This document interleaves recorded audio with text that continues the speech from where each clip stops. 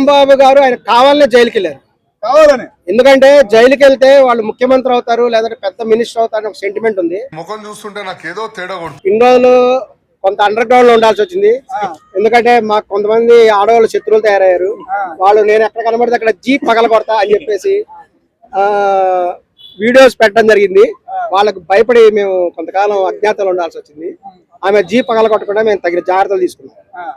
అందువల్ల కొంతకాలం కనపడలేదు. మరి ఎట్లా ఉంది ఆంధ్ర పరిపాలన, కూటమి పరిపాలన ఎట్లా అనిపించింది మీకు? ఆంధ్ర పరిపాలన బ్రహ్మాండంగా ఉంది. చాలా బ్రహ్మాండంగా పరిపాలన చేస్తున్నారు. చక్కగా అక్కడ నేరస్తులు అనే వాళ్ళందరూ కూడా చక్కగా కూడా చేసేసుకుంటున్నారు. లా అండ్ ఆర్డర్ చాలా కంట్రోల్లో ఉందని కూడా అనిపిస్తుంది. మరి రాంబాబు గారిని జైల్లో పెట్టారు కదా, అది ఎలా అనిపించింది మీకు? అందుకని అంబటి రాంబాబు గారు కావాలని అరెస్ట్ అయ్యాడు. ఎందుకంటే అతను యాక్చువల్ గా అరెస్ట్ అవ్వాల్సిన అవసరం లేదు. అతను అరెస్ట్ అవడానికి కారణం ఏంది? ఒక పెద్ద ఫ్లెక్సీ పెట్టారు. ఆ ఫ్లెక్సీ తెలుగుదేశం పార్టీ వాళ్ళు పెట్టారు. పెట్టి లడ్డూలు అనేవి కల్తీ అయినాయి అని చెప్పేసి పెట్టారు. అప్పుడు రాంబాబు ఏం చేసి ఉండాలి? ఆయన 2 ఫ్లెక్సీలు పెట్టచ్చు కదా ఎదురుగా. ఎందుకు పెట్టలేదు? ఆలోచన ఎందుకు రాలేదు అంబటి రాంబాబు గారికి? వీళ్ళు ఒక ఫ్లెక్సీ పెడితే వాళ్ళు 2 ఫ్లెక్సీలు పెట్టాలి ఎదురుగానే. వీళ్ళందరూ తెలుగుదేశం పార్టీ నాయకులు కర్రలు పట్టుకొని నిలబడ్డారన్నారు.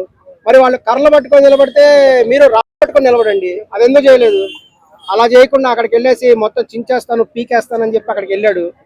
ఆడికి వెళ్ళిపోయి ఆ లంకొడుకు గిమ్ముడుగా ఏదో మాట్లాడాడు. మరి మాట్లాడితే ఊరుకుంటారా? చక్కగా తీసుకెళ్లారు. ఆయన సంతోషంగా జైలుకి వెళ్ళాడు. కాకపోతే అక్కడ దోమలు పుడుతున్నాయని ఇబ్బంది పడుతుంది. తగ్గేదే లేదంటున్నాడు కదా కోర్టుకి వెళ్ళాడు, దాని గురించి ఏమంటారు? అవును, తగ్గేదే అంటాడు. ఎందుకంటే ఆయన అంతకుమించి చేసేది ఏం లేదు కాబట్టి. ఈ రోజుల్లో చట్టం అనేది అందరికీ తెలుసు. బెయిల్ రావాలంటే పరిస్థితి ఏంటో అందరికీ తెలుసు. ఆయన కూడా చక్కగా కూడా అక్కడ కొంతకాలం ఉంటే అదొక దాన్ని ఏమంటారు వెకేషన్స్కి వెళ్ళినట్టుగా అనమాట. టీ ఖర్చు పెడతారు. రీజన్ కూడా చూసాను, బిల్ గేట్స్ గారికి ఒక మైసూర్ బోండా ఒకటి ఇచ్చారు. ఆయన దాన్ని సగం తిని మిగతా సగం జేబులో వేసుకున్నాడు. ఎందుకంటే దాన్ని ఆయన టెస్ట్లకు పంపిస్తాడు బహుశా. అది ఏంటి, అందులో ఇంగ్రీడియంట్స్ ఏంటి? అవును, అవకాశం ఉంది. ఇంగ్రీడియంట్స్ ఏంటి ఆయనకు బాగా నచ్చి ఉండొచ్చు టేస్ట్. ఈ మైసూర్ బోండాలో లేదంటే పునుగుల్లో ఏమేం కలుపుతారు, వాటి ఇంగ్రీడియంట్స్ ఏంటి, ఇంత టేస్ట్ ఎందుకు ఉన్నాయి, ఆయనకు చాలా బాగా నచ్చింది టేస్ట్. ఆయనకు టేస్ట్ నచ్చితే అడిగి ఉండాల్సింది. అలా కాకుండా జేబులో వేసుకోవడం ఎందుకో, అది వీడియోలో అందరు చూసే ఉంటారు. సగం ముక్క తిని మిగతా సగం జేబులో వేసుకున్నాడు బిల్ గేట్స్. గమనించి ఉంటారు.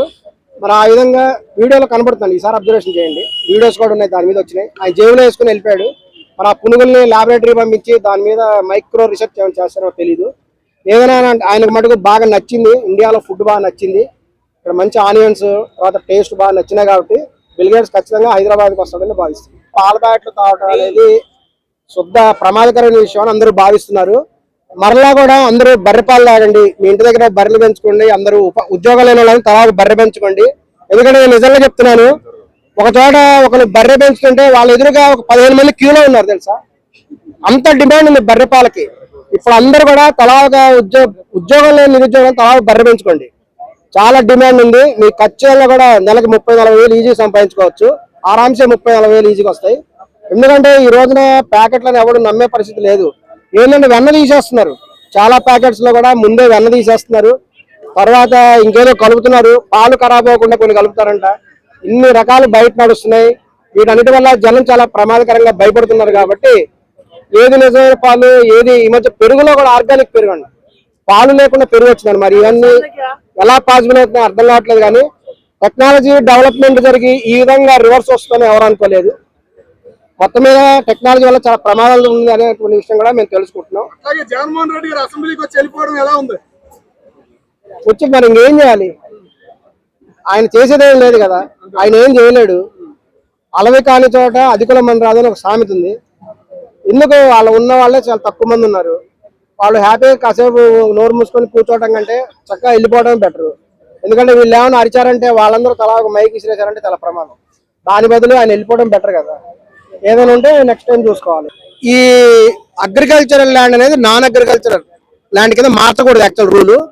అది ఎప్పుడైతే మార్చేశారో ఒక వ్యవసాయ భూమి కాస్త నాన్ అగ్రికల్చరల్ ల్యాండ్ మారిపోయినప్పుడు ఏమైందంటే క్రమక్రమంగా కూడా వ్యవసాయం తగ్గిపోయింది. హైదరాబాద్ లో ఒకప్పుడు తోటలు ఉండేవి, ద్రాక్ష తోటలు ఉండేవి. ఇప్పుడు ఎక్కడ ద్రాక్ష తోటలు కనిపించట్లేదు. ఇదొక బిజినెస్ లాగా అయిపోయింది. ఎందుకంటే వ్యవసాయం అనేది చాలా నష్టం కాబట్టి మనం హ్యాపీగా కూడా రియల్ ఎస్టేట్ చేసేసుకుంటే మొత్తం వ్యవసాయ భూముల్లో బిల్డింగ్లు కట్టుకుంటూ వచ్చారు హైదరాబాద్ లో. ఈ రోజు హైదరాబాద్ పరిస్థితి ఏమైందంటే చెరువులు అనేవి దేనికి ఉపయోగపడతాయి అంటే కేవలం వాకింగ్ ఉపయోగపడతాయి. కొన్ని చెరువులు ఏంటంటే కనీసం ముట్టడుకోవడంగా నీళ్లు కూడా పనికిరావు, అట్లా తయారైపోయింది పరిస్థితి. సో ఇది పరిస్థితి ఉంది. ఇప్పుడు ఇదే పరిస్థితి కూడా ఆంధ్రప్రదేశ్ లో వస్తుందేమో చాలా మంది భయపడుతున్నారు.